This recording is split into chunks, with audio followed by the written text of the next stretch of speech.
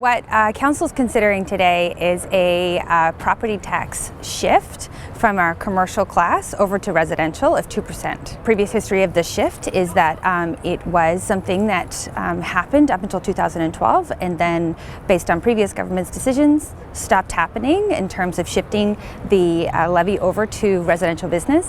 And the consideration today is to allow that property tax shift to continue on as of this year.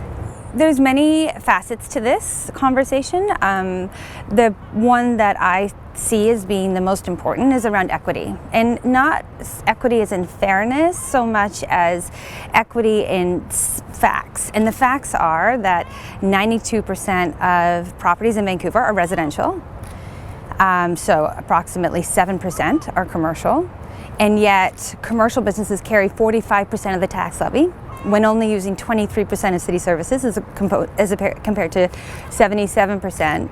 Further, that we build for every 28 residential properties, we build one commercial property, which suggests that that equity gap will continue to grow at an exponential rate. It is a blanket shift. We do not have a way yet to be able to class commercial properties.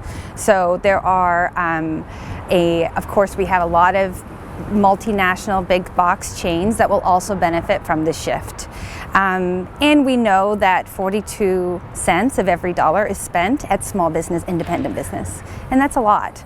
So I think that if we focus on not wanting to give a tax break to the Starbucks and the Walmarts, we're focusing on the wrong part of this discussion, and we need to actually focus on anything we can do to alleviate some of that burden for our small business owners, who, by the way, are also oftentimes residents of Vancouver and taxpayers and voters. Part of the staff report that we're looking at today also addresses the school tax surcharge that has been applied to homes valued over $3 million and above that came into effect this year.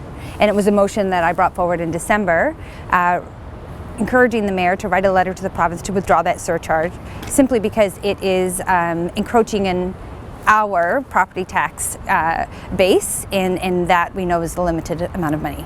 I've read it, I've asked staff, I've looked at it in many different angles. I consider it a bit of a red herring.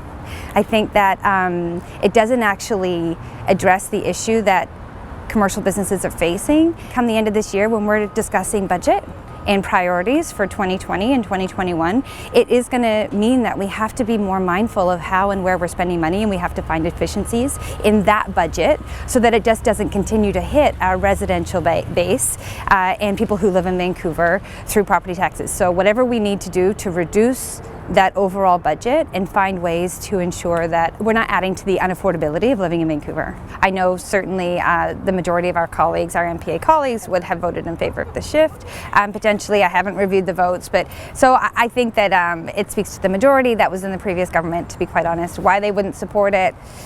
Protecting that purse of money, I think at the end of the day, is an important consideration that the previous government had. The perception is voters don't own our businesses, and we're trying to meet the need of voters, and yet we need to think a little bit more outside the box and big picture laterally versus a top-down approach, and I think that's been something we've seen in the past. This is more for every single business to get a very clear message from this government that we value them, and while they're trying to figure out how to make it work day to day, we're in their corner.